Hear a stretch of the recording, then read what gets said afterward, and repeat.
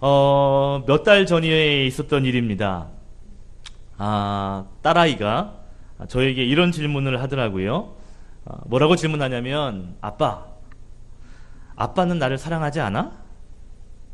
전혀 상황에 맞지 않는, 전혀 뜬금없는 질문을 하는 거예요. 아빠 날 사랑하지 않아? 그래서 왜 그러냐? 라고 물었더니 이렇게 말하는 겁니다. 아까 전에 아빠가 오빠랑 나랑 싸웠다고 야단쳤잖아. 손바닥 때렸잖아. 그러면 사랑하지 않아서 그런 거 아니야? 사랑하지 않으니까 야단친 거 아니야? 라고 묻는 거예요. 이 아이는요, 아빠가 사랑하지 않아서 야단치나 보다 라는 생각을 했던 것 같아요. 어린아이니까 그런 거겠죠? 그런데 생각해보면 저도 그런 기억이 있는 것 같아요. 어렸을 때 아버지에게, 때로는 그 누군가에게 야단을 맞으면, 또 꾸중을 들으면 왠지 어렸을 때는요, 내가 사랑받지 못하나 보다, 아버지가 나를 혼내는 거 보니까 이게 사랑하지 않아서 그러신가 보다 라는 아주 어린 생각을 했었을 때가 있었습니다. 여러분들, 이러한 이 이야기는요, 영적인 또 신앙적인 생활에서도 일어날 수 있습니다. 제가 목사이다 보니까 가끔 신앙적인 상담을 하게 되는데 이런 말을 종종 들어요. 목사님, 아니 제가 남편의 문제를 위해서 수년 동안 기도했는데요, 남편이 변화되지 않고요, 꼼짝도 안 합니다. 아니, 하나님이 살아계시다면, 하나님이 우리의 기도를 들으신다면서 왜 저의 기도는 들어주지 않습니까? 하나님이 저에게 관심이 없는 것 같습니다. 하나님이 저 같은 사람을 사랑하지 않나 봅니다. 어떤 분은 이렇게 말해요. 목사님, 아내의 건강을 위해서 기도했는데 아내의 병이 점점 악화됩니다. 아내의 병이 악화되니까 가정 환경도 어렵습니다.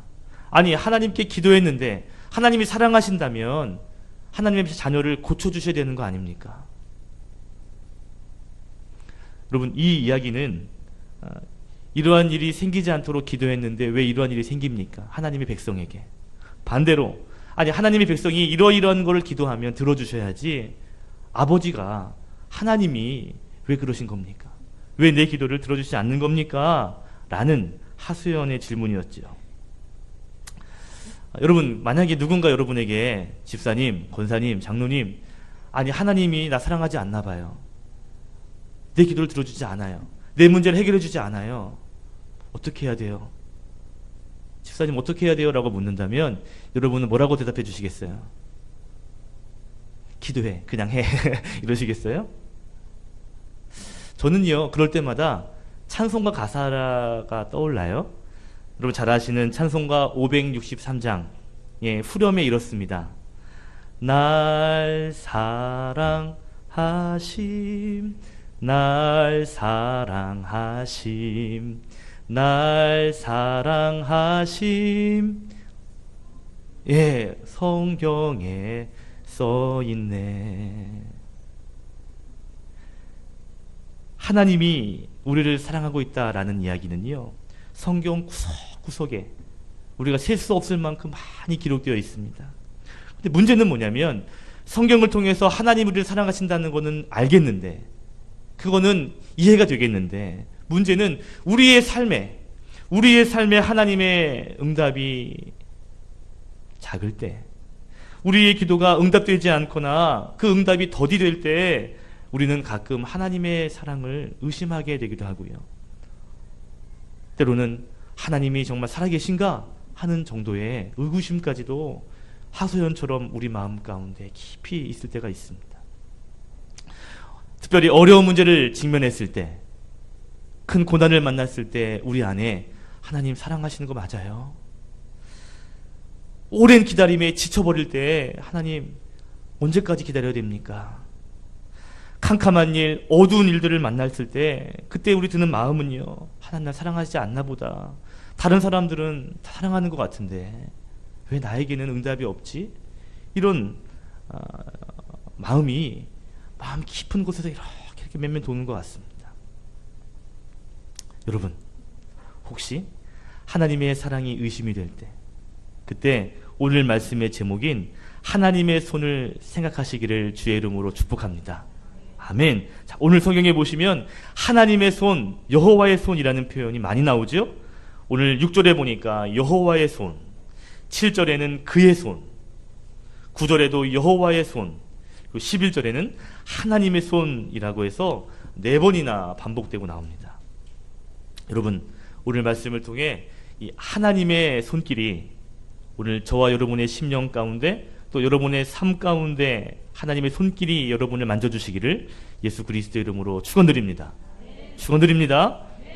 자, 오늘 말씀의 배경은 그래요. 여러분, 이스라엘과 블레셋이라는 나라가 전쟁을 하게 됩니다.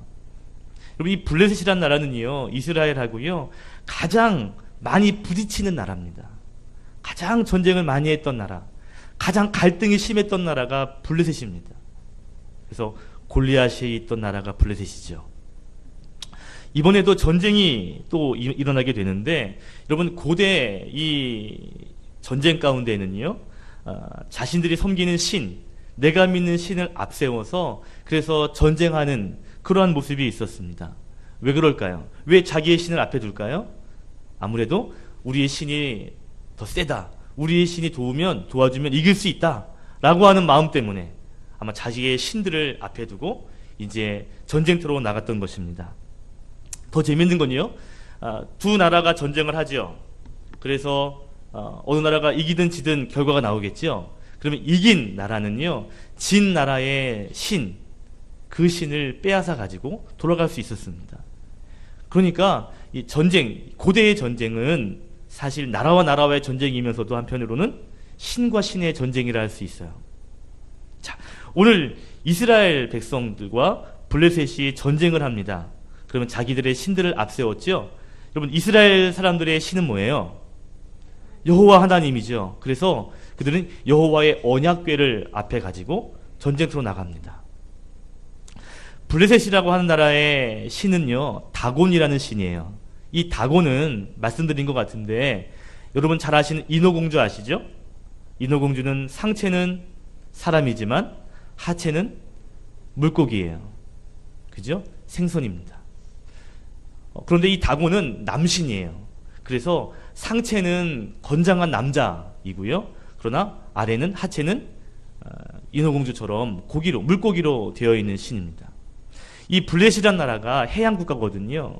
해양을 이렇게 길게 자리 잡고 있는 나라이기 때문에 이 바다의 신을 섬겼습니다. 이게 바로 다곤이거든요. 자, 지금 이스라엘과 블레셋이 전쟁을 하는데, 이스라엘은 여호와를 앞에 모시고 전쟁하고요, 블레셋은 다곤이라는 신을 가지고 전쟁합니다. 각자의 신을 앞에 두고 전쟁을 하게 됐어요. 자, 결과는 어떻게 됐을까요? 하나님을 앞에 두고 싸운 이스라엘과 물고기 신을, 다곤을 신으로 섬기는 블레셋과 전쟁을 하는데, 결과는 어떻게 됐을까요? 오늘 1절에 보니까 블레셋 사람이 하나님의 궤를 빼앗아 가지고 아스돗에 이르니라. 아스돗은 블레셋의 수도입니다. 자, 그러면 전쟁은 누가 이긴 거죠? 블레셋이 이긴 것이죠. 하나님의 궤를 빼앗겼다면, 그죠? 그렇다면 이스라엘은 진 겁니다. 블레셋이 이긴 것이죠. 이 전쟁의 이야기가 바로 앞에 있는 사무엘상 4장에 기록되어 있는데, 여러분 4장 2절을 보시면 이렇게 소개해요. 처음에는 전쟁이요, 작은 전쟁이었어요. 그래서 그날 이스라엘 사람들이 패하게 되는데, 여러분 그때 이스라엘 군사들이 성경에 보니까 3,000명이 죽었다 그랬습니다.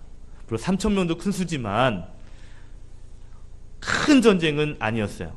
자, 그런데요, 2절에 이렇게 전쟁을 지고 나니까 이스라엘 백성들이 뭐라고 생각하냐면, 야, 안 되겠다, 여호와의 궤를 가져와야 되겠다 해가지고요, 3절에 보니까 실로라고 하는 곳에서 여호와의 언약궤를 모시고 옵니다.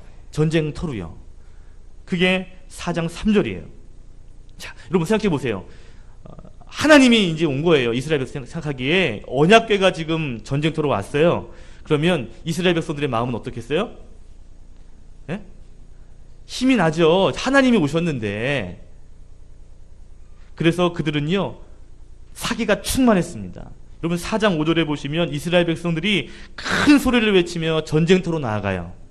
여러분 얼마나 사기가 충만했든지 우와 하나님이 우리 이길 수 있어 이러면서 전쟁터로 막 힘차게 나가는 거예요. 자, 그 소리가 얼마나 컸든지 성경에는 뭐라고 말하냐면 땅이 울릴 정도였다. 땅이 진동할 정도로 그렇게 사기가 충만함으로 이스라엘 백성들이 그 다음 전쟁 자리로 나아가고 있는 거죠. 블레셋 사람들이 볼 때 어땠을까요? 6절에 보니까 이렇게 말해요. 4장 6절에 보시면 여호와의 언약궤가 온 줄을 알고 7절에 블레셋 사람들이 두려워했다 그랬습니다. 8절을 보십시오. 이렇게 말합니다. 블레셋 사람들이 우리에게 화로다. 누가 그들을 광야에서 여러 재앙으로 애굽인을 친 그 신을 모시고 왔구나. 여러분 이스라엘 백성들이 광야와 그 가나안 땅을 정복할 때 하나님의 언약궤를 메고 가면서 승승장구하죠. 가나안 땅을 정복하죠. 그 소문을 다 알고 있습니다. 그래서 사람들은요 이 여호와를 전쟁의 신이라고 생각했어요. 지금 전쟁의 신, 가면 이기기 하시는 그 전쟁의 신이 지금 이 전쟁터에 왔으면 끝났다. 야, 우리는 화로다. 이렇게 블레셋 사람들이 이야기하고 있습니다. 지금 블레셋 사람들도 알고요. 이스라엘 사람들도 알아요. 자, 그런데 블레셋 사람들이 그 가운데 이럽니다. 야, 이미 진 거 어차피 죽을 수 있다면 야, 우리 죽기 살기로 한번 싸워보자. 그러면서 9절에 보니까요. 대장부 같이 싸우자. 마지막에 함께 싸워보자. 이러고 블레셋이요. 싸웁니다. 자, 그런데 이게 웬일이에요? 아까 누가 이겼다 그랬죠? 블레셋이 이깁니다. 결국 여호와의 언약궤도 빼앗기게 되는 것이죠. 여러분 4장 10절에 보면 이렇게 말합니다. 이스라엘이 패하여 도망을 하는데 그때 살육이 심히 커서 이스라엘 보병 엎드린 자가 3만 명이 넘더라 그랬습니다. 여러분 엄청난 패배를 경험하게 된 것입니다. 자, 이스라엘 백성들의 마음은 어땠을까요? 하나님이 오시면 하나님이 함께하면 이길 수 있다라고 생각했는데 결과는 반대였습니다. 여러분 얼마나 당황스럽고 얼마나 속상했을까요? 여러분 우리가 예수를 열심히 믿고 신앙생활을 아름답게 하다가도요 때로는 좋지 않은 결과가 생길 수 있습니다. 예수를 잘 믿는 사람도 때로는 패배할 수 있습니다. 때로는 넘어질 수 있고 때로는 좌절할 수 있습니다. 문제는 실패했네, 패배했네가 중요한 것이 아니라 그러한 일들이 우리 가운데 다가올 때 우리가 느끼는 마음은요, 하나님이 날 사랑하시나? 아니, 하나님이 이렇게 무능하신가? 아니, 하나님이 전쟁에 능하신 그 하나님, 이 땅을 창조하신 그 하나님이신데 왜 하나님 우리의 삶 가운데 역사하지 않을까? 나에게 관심이 없는가? 라는 생각이 든다라는 것입니다. 이스라엘 백성들의 입장에서는요, 야, 하나님이 다곤보다 약하신가? 이런 생각도 할 수 있었는지 모르겠습니다. 자, 그런데 놀라운 것은요, 전쟁에 진 것 같아요. 언약궤는 빼앗겼어요. 그런데 여러분 오늘 성경의 이야기를 계속 보시면 놀라운 하나님의 손길, 놀라운 하나님의 일하심이 보여지게 됩니다. 여러분 여기서 하나님의 손은요, 하나님의 능력, 하나님의 도우심을 상징하는 말이에요. 여러분 오늘 하나님의 손에 대한 두 가지 교훈을 함께 나누고자 합니다. 자, 첫 번째 따라합시다. 하나님의 손이 보이지 않게 일하실 때가 있습니다. 아멘. 여러분 하나님의 손이요, 우리의 눈에 잘 보이지 않게 일하실 때가 있다라는 거예요. 여러분 오늘 이스라엘 백성들은요, 졌다, 끝났다 라고 생각했습니다. 언약궤까지 빼앗겼습니다. 그러면 끝난 거죠. 블레셋 사람들이 하나님의 궤를 포로처럼 질질 끌고 가가지고요, 자기 신전의 노예처럼 거기다 가둬뒀습니다. 자, 그런데 하루가 지났더니 어떤 일이 생겨요? 오늘 3절에 보니까 하루가 자고 났더니 그 다곤의 신전에 두었던 여호와의 궤 앞에 다곤 신이 바짝 엎드려 절하고 있는 것처럼 이렇게 쓰러져 있는 겁니다. 다곤 신을 섬기는 사람들이 이게 무슨 일이야 해서 이상하다 다시 세워놨죠. 또 하루가 지나고 그 다음날 가봤더니요, 목이 잘리고 손목이 잘린 채로, 잘린 것들은 문지방에 올려지고요, 몸뚱아리는 역시 땅바닥에 이렇게 있었다는 겁니다. 이 일이 이 다곤 신을 섬기는 사람들에게는 얼마나 충격이었든지 오늘 성경에 보니까 오늘날까지 다곤 신을 섬기는 사람들, 예배하는 자들은 문지방을 밟지 않는 그러한 문화까지 생겼다라고 말합니다. 충격인 것이죠. 자, 보세요. 이스라엘 백성들이 생각할 때는 전쟁도 졌습니다. 여호와의 언약궤도 빼앗겼습니다. 우리의 눈으로 볼 때, 사람의 눈으로 보면 패한 것이죠. 그런데 하나님은 아직 패한 것이 아니었습니다. 사람들의 눈에는 보이지 않지만 하나님은 계속 일하시고 계셨어요. 그리고 그 하나님의 일하심은 결국 다곤을 완전히 절단내셨습니다. 그것으로 끝나지 않아요. 오늘 6절에 보니까 그 다곤 신전이 있는 아스돗이라고 하는 마을을 특별히 엄중하게 다스리시는데 독한 종기로, 그 재앙으로, 피부병으로 그 아스돗과 그 주변의 마을들을 망하게 하셨다라고 말합니다. 여러분, 이스라엘 사람들은 분명히 졌거든요. 사람들은 여호와의 신이 무능하다라고 생각했는지 모르겠어요. 그러나 보이지 않는 곳에서 하나님은 놀라운 일을 계속하고 계셨습니다. 아직 끝나지 않은 것이죠. 이스라엘 백성들이 볼 수 없었지만 그러나 하나님은 여전히 일하고 계셨습니다. 여러분, 7절에 보시면 블레셋 사람들이 이렇게 고백을 해요. 7절 말씀 같이 읽겠습니다. 자, 7절 시작. 아스돗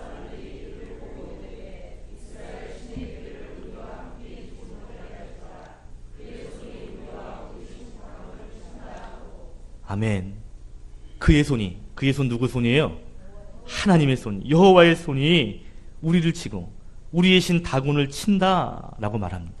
여기서 친다라는 말은요, 괴롭힌다라는 단어거든요. 하나님이 지금 여전히 일하시고 계시는데 우리의 신을 괴롭히고 우리를 치고 있다라고 여전히 하나님의 일하심을 블레셋 사람들이 고백하고 있는 겁니다. 저는요, 제가 좋아하는 표현 가운데 이 표현이 있습니다. 눈에 보이는 것이 전부가 아닙니다. 한번 따라합시다. 눈에 보이는 것이 전부가 아닙니다. 여러분, 우리 눈에 보이는 것, 말 그대로 그것이 전부가 아닙니다. 그 뒤에 하나님의 일하심이 있을 수 있다라는 말이에요. 우리의 눈에는 보이지 않지만 하나님의 섭리가 있다라는 얘기입니다. 여러분, 때로는요, 하나님의 섭리가 우리의 눈에 잘 보이지 않을 때 있습니다. 그래서 마치 하나님이 날 사랑하시지 않는 것 같은, 하나님이 무능해 보이는 그러한 때가 있습니다.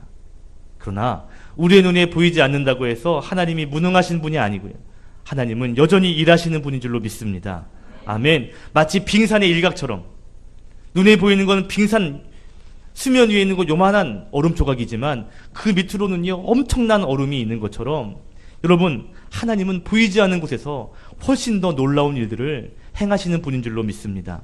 우리의 인간의 시야는요, 굉장히 좁아요. 우리의 시선은요, 우리가 경험한 것, 우리가 아는 것 밖에는 볼 수 없습니다. 그러나 하나님의 일들은요, 우리의 시선 밖에, 우리의 시야 밖에 훨씬 더 많은 일들을 이루고 계시는 걸 여러분 믿으시기를 바랍니다.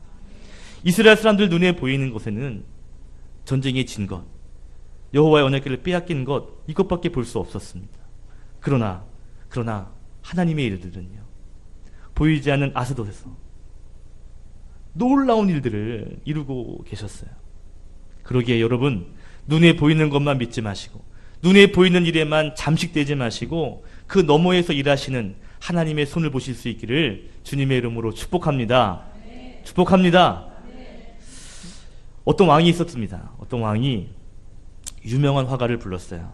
그러면서 세상에서 가장 아름다운 사진 하나를 그려오너라.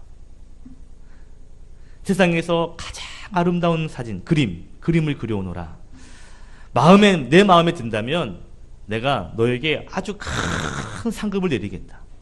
그런데 만일 내 마음에 들지 않는다면 네 목숨은 그날로 끝이다. 그러니 내가 얼마의 시간을 줄 테니까 너 가서 가장 아름다운 그림을 그리는 것에 최선을 다하거라. 목숨 걸고 그려고 오너라. 라고 명을 내렸습니다. 시간이 지났습니다. 그 화가가 가장 아름다운 그림을 그려왔어요. 왕이시여, 그림을 그려왔습니다. 그래, 보자. 그림을 촥 켰습니다. 그림 안에는 어떤 모습이 있냐면 괴물같이 생긴 노인이 허드렛 일을 하고 있는 모습을 그려온 것입니다. 왕이 화가 났습니다. 야, 이 녀석아, 내가 아름다운 그림을 그려오라고 그랬지, 이렇게 힘없는 노인, 그것도 얼굴이 몰골이 형편없는 이러한 노인을 그려갖고 왔냐? 네가 죽으려고 환장했구나. 그랬더니 이 화가가 이렇게 이야기합니다. 왕이시여, 잠깐만 제 말 좀 들어보십시오. 이 그림에 나오는 노인은 제 친아버지입니다. 제가 아주 어렸을 때 저희 집에 불이 났는데 그때 아버지가 저를 구하기 위해서 불타는 집 안으로 들어오셔서 저를 구하시고, 그리고 아버지는 화상을 입으셔서 이렇게 온몸에 화상 자국이 되고 남들이 볼 때 괴물처럼 보이게 되었습니다. 끔찍한 화상으로 고생하시는 저희 아버지 모습입니다. 그런데 저는 지금까지 제 아버지의 얼굴보다 더 아름다운 얼굴을 본 적이 없습니다. 라고 이야기를 했습니다. 왕의 눈에 볼 때에는 괴물처럼 보일런지는 몰라도요, 보이지 않는 그 안에는 놀라운 사랑과 놀라운 헌신과 아름다움의 이야기가 그 안에 있습니다. 눈에 보이는 것에 잠식되지 마십시오. 그 너머에 더 놀라운 일들이 있습니다. 눈에 보이지 않지만 특별히 하나님의 능력은요, 무한하십니다. 여러분, 그 하나님의 손을 꼭 바라보시기를 예수님의 이름으로 축원드립니다. 아멘. 자, 오늘 본문의 이야기는 하나님의 손의 일하심이 계속 소개되고 있습니다.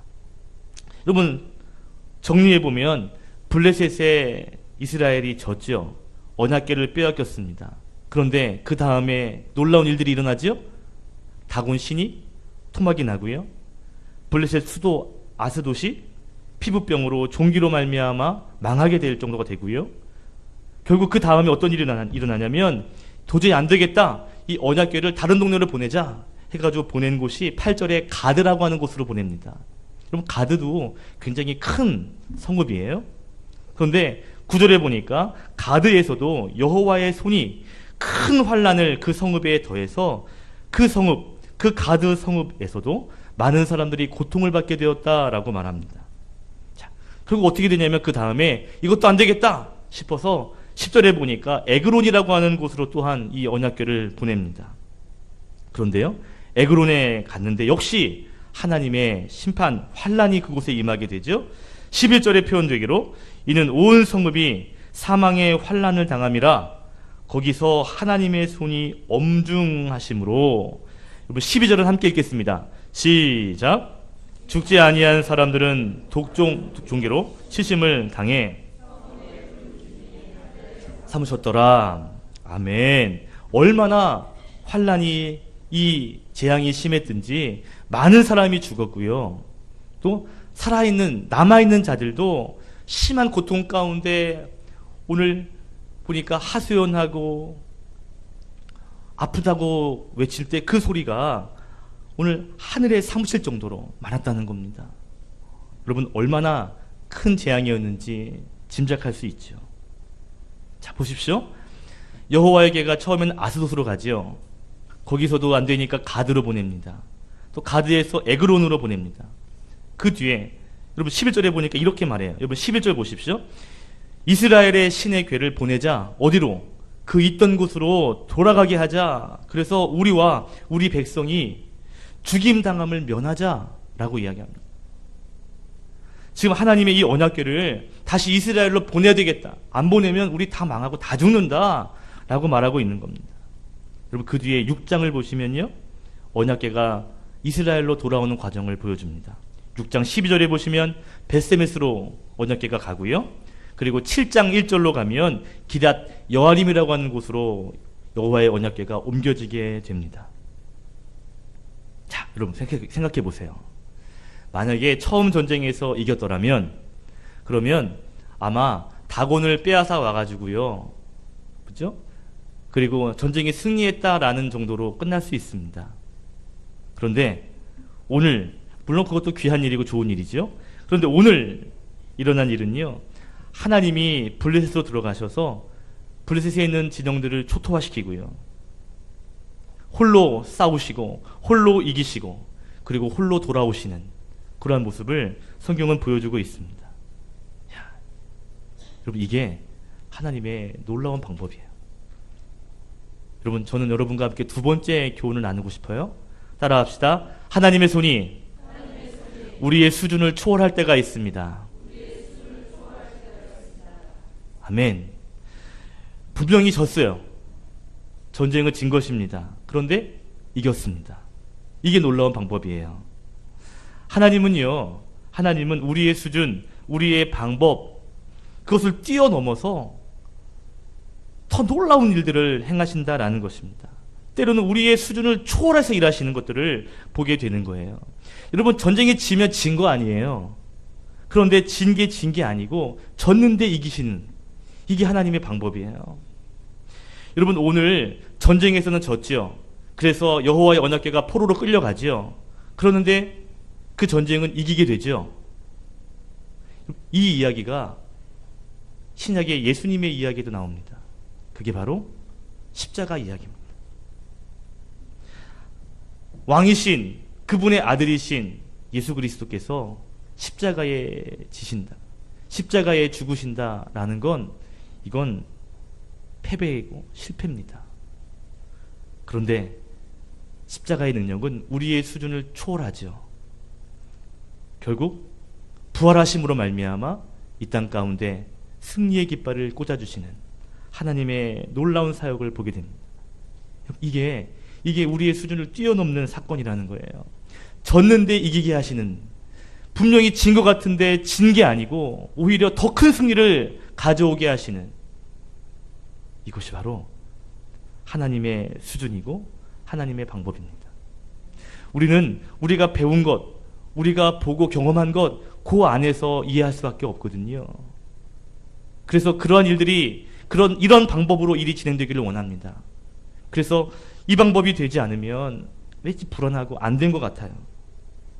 그런데 여러분, 하나님의 방법은 우리의 방법을 초월합니다. 우리의 수준을 뛰어넘어서 더 놀라운 일을 하실 수 있습니다. 그래서 하나님의 차선책이 어쩌면 우리에게는 놀라운 최선책이 되기도 한다라는 것이죠. 할렐루야. 여러분, 눈에 보이는 것 때문에 우리가 실망할 때가 많습니다. 눈에 보이는 것 때문에 좌절할 때 많습니다. 내 방법대로 해결되지 않아서 낙심할 때 있습니다. 때로는 내가 원하는 시간이 있는데 그 시간 안에 열매가 나타나지 않아서 불편한 마음이 들 때 있습니다. 여러분, 그때 그 환경을 보지 마십시오. 그 문제를 보지 마십시오. 하나님의 손을 보시기를 주의 이름으로 축복합니다. 할렐루야. 여러분, 하나님의 손, 그 하나님의 손은요, 놀라운 능력이 있습니다. 눈에 보이지 않아도 하나님은 일하시고요, 때로는 내가 하나님 날 사랑하시지 않나 하는 그 순간에도 하나님은 우리를 위하여 일하고 계십니다. 보이지 않는 곳에서도, 내 방법과 달라도, 내 수준과 달라도 하나님의 놀라운 능력의 손길은요, 여전히 우리를 향해 진행되고 있는 줄로 믿습니다. 저와 여러분, 하나님의 손을 더욱 깊이 바라보시고 하나님의 일하심에 소망을 품는 저와 여러분 되시기를 주의 이름으로 축원드립니다. 기도하겠습니다.